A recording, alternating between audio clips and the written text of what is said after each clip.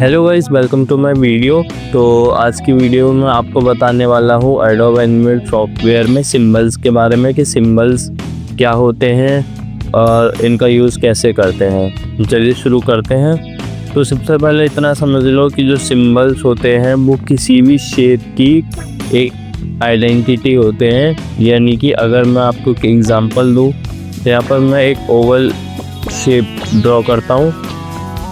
ये मैंने एक ओवल शेप ड्रॉ करी। अगर मैं इस पर क्लिक करूँगा तो देखो इसकी जो आइडेंटिटी है वो एक शेप है, यानी कि हम बता रहे हैं कि एक शेप है।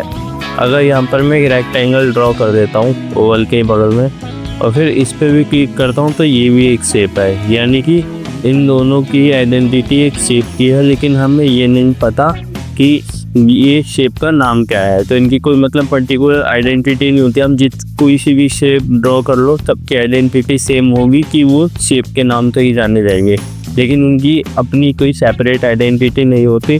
तो जब हम किसी भी शेप की एक सेपरेट आइडेंटिटी बना देते हैं तो हम उसे सिंबल कहते हैं। तो सिंबल कैसे बनाते हैं ये समझते हैं। तो उसके लिए क्या करना होता है कि सबसे पहले किसी भी शेप को सिलेक्ट कर लो, चाहे आप इस तरह से सिलेक्ट कर सकते हैं, डबल क्लिक करके सिलेक्ट कर लो, वो आपकी मर्जी है। अब यहाँ पर आप माउस से राइट क्लिक करो तो राइट क्लिक करते ही यहाँ पर नीचे एक ऑप्शन आया कन्वर्ट टू सिंबल, जिसका शॉर्टकट होता है F8। यानी कि आप यहाँ से भी इसे सिंबल कर सकते हो या फिर अपने कीबोर्ड पे F8 की बटन को प्रेस करोगे तभी भी आप ये सिंबल कर सकते हो। और फिर जैसे इस पर क्लिक करोगे एक नया डायलॉग बॉक्स ओपन होगा। तो यहाँ पर देखो कुछ ऑप्शंस हैं जिसमें नेम है सिंबल 1।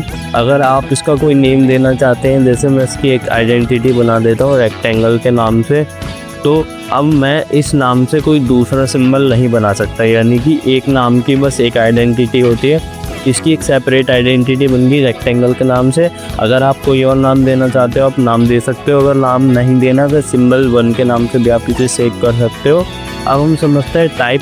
तो अगर इस डाउन एरो पर क्लिक करूँगा तो सिंबल के 3 टाइप होते हैं, मूवी क्लिप, बटन और ग्राफिक।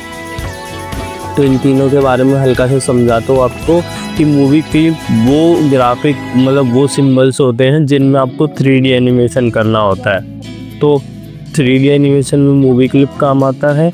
और जो बटन होते हैं वो जीएसएम प्रेजेंटेशन बनाते हैं जिसमें हमें बटन क्लिक करके नई स्लाइड ओपन करनी होती है, तो वहाँ पर बटन वाले बटन वाले सिंबल काम आते हैं। और बाकी जितने भी एनिमेशन हम 2D में करते हैं उन सब में ग्राफिक काम आते हैं। तो हम ज़्यादातर 90% काम ग्राफिक में करेंगे।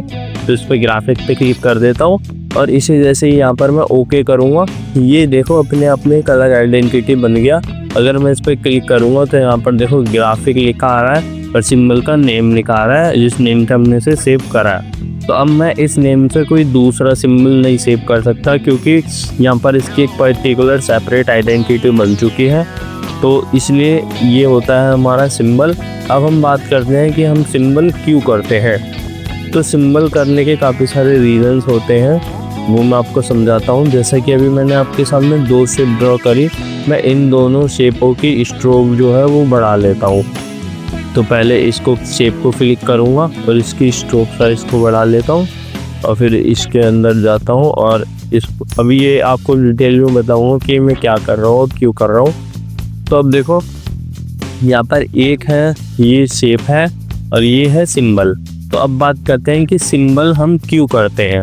ये तो मैंने आपको बता दिया कि सिंबल क्या होता है और कैसे करते हैं। अब हम बात करते हैं कि हम सिंबल क्यों करते हैं। तो जब भी हम किसी भी शेप में एनिमेशन देते हैं तो काफ़ी सारी दिक्कतें आती हैं। जैसे कि ये जो ओवल है ये एक शेप है, तो अगर मान लो मेरे को इसे मूव करना है, जैसे अभी ये इस पोजीशन पे है और मैं चाहता हूँ कि इस पोजीशन पे ना हो के दूसरी पोजीशन पे हो, तो मैं क्या करूँगा इस पर क्लिक करके इसे मूव करूँगा।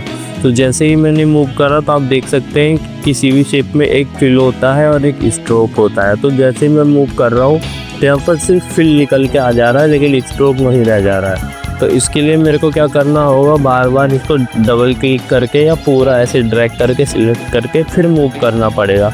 लेकिन सिंबल में ऐसा कुछ नहीं होता, मैं बस इसे डायरेक्टली मूव कर सकता हूँ। पर एक दिक्कत आती है शेप चेंजिंग की। जैसे कि अगर मान लो मेरे को इसे मूव करना है तो मैंने इसे बिना सेलेक्ट करे पकड़ा और ऐसे खींचा, तो तो देखो ये मूव होने की जगह इसकी जो शेप है वो ख़राब हो गई। लेकिन अगर हम इसे सिंबल में कन्वर्ट कर देते हैं तो इसे कहीं से भी पकड़ कर आप इसे मूव कर सकते हैं, कोई दिक्कत नहीं आएगी, ना ही कोई शेप चेंज होगी। तो हम इतना समझ गए कि हम इसे सिंबल में कैसे, मतलब इसे सिंबल में क्यों कन्वर्ट करते हैं, ताकि हमें ये सब दिक्कतें ना आए। अब हम बात करते हैं एडिट मोड की, कि हमने ये तो समझ लिया कि इसे मूव कैसे करते हैं, लेकिन अगर मान लो हमें चीज़ों को कलर चेंज करना है या शेप चेंज करनी है तो कैसे होगी, क्योंकि अभी तो ये सेलेक्ट होने के बाद भी देखो कोई शेप चेंज करने का ऑप्शन ही नहीं आ रहा, ना इसमें कलर फिल होगा। जैसे अगर मान लो मैं कोई दूसरा कलर पिक कर लेता हूँ, तो यहाँ पर मैंने रेड कलर पिक कर लिया। अब मैं शेप में कलर चेंज करता हूँ तो यहाँ पर देखो एक क्लिक करा और ये कलर चेंज हो गया। लेकिन सिंबल के अंदर ऐसे कलर कितने भी बार क्लिक कर लो लेकिन ये चेंज नहीं होगा। तो सिंबल में कलर कैसे चेंज करते हैं ये भी समझते हैं। पहले आपको सिलेक्शन टूल ऑन करना पड़ेगा और फिर सिंबल पर डबल क्लिक करके अंदर जाओ। तो जैसे ही अंदर जाओगे देखो बाहर का स्टेज जो है वो फेड हो गया और यहाँ पर ये एक शेप बन गई वापस से। जैसे ही मैं अंदर गया ये वापस से शेप बन गई। अब मैं इसमें जैसे मैंने इस शेप में कलर फिल करा था और पेंट बकेट टूल ऑन करा और एक क्लिक करा तो देखो कलर फिल हो गया। अब वापस से सिलेक्शन टूल ऑन करो और स्टेज पे कहीं पर भी डबल क्लिक कर दो तो आप बाहर आ जाओगे। तो देखो यहाँ पर इस तरह से कलर फिल होता है। इसे बोलते हैं हम एडिट मोड में जाना, यानी कि अगर आपको सिंबल को एडिट करना है तो सिलेक्शन टूल ऑन करो, डबल क्लिक करके अंदर जाओ और जो भी आपको एडिट करना है वो करो और फिर वापस स्टेज पे डबल क्लिक करके बाहर आ जाओ। तो सिंबल में कुछ इस तरह से काम होता है। अब हम बात करते हैं शेप चेंज की। तो अगर सिंबल में आपको शेप चेंज करनी है या कोई भी मॉडिफिकेशन करना है तो सेम चीज़ होगी कि आप डबल क्लिक करके अंदर जाओ और जो भी आपको मॉडिफिकेशन करनी है वैसे आप इसे मॉडिफाई कर सकते हैं। जैसे हम शेप में कर रहे थे, जैसे मैं ऐसे मॉडिफाई कर देता हूँ और वापस बाहर आ जाता हूँ तो बाहर आने के बाद भी ये उसी तरह से दिखाई देगा। अब हम एक एनिमेशन करके दिखाते हैं कि सिंबल में एनिमेशन कैसे होते हैं। पहले शेप को डिलीट कर देते हैं और इसको वापस पहले जैसा कर देते हैं।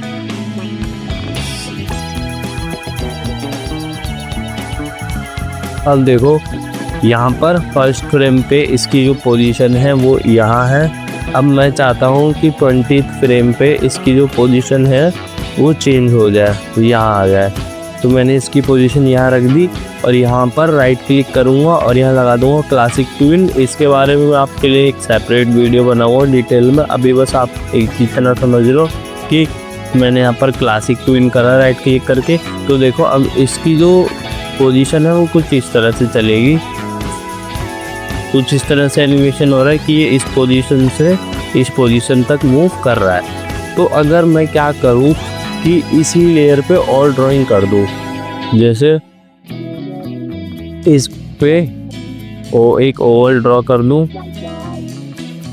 और अब प्ले करके देखूँ तो देखो ये ओवल भी अपने आप मूव कर रहा है। यानी कि जिस लेयर पे आपने एनिमेशन किया है अगर आप उस लेयर पे और कोई भी चीज़ ड्रॉ करते हैं तो वो भी बिल्कुल सेम एनिमेशन होने लग जाएगी। लेकिन अगर मैं इस ओवल को सिलेक्ट करता हूँ और यहाँ से करता हूँ कट और एक नई लेयर ऐड करता हूँ और इस पे पेस्ट करता हूँ,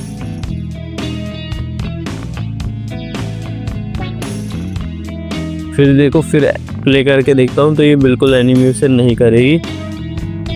ये देखो बिल्कुल एनिमेशन नहीं कर रही क्योंकि मैंने अगली दूसरी लेयर पे इसे डाला है, मतलब ड्रॉ करा है। तो आपको इतना पता होना चाहिए कि जिस लेयर पे आपने एनिमेशन करा है अगर उस लेयर पे आप कोई और चीज़ ड्रॉ करते हैं तो वो भी एनिमेट करने लगेगी सेम उसी स्टाइल में जिस स्टाइल में आपने दूसरी चीज़ को एनिमेट कराया है। इसलिए हम हर जो ड्राइंग होती है वो अलग अलग लेयर पर ड्रॉ करते हैं ताकि गलती से सेम एनिमेशन सब में ना हो जाए।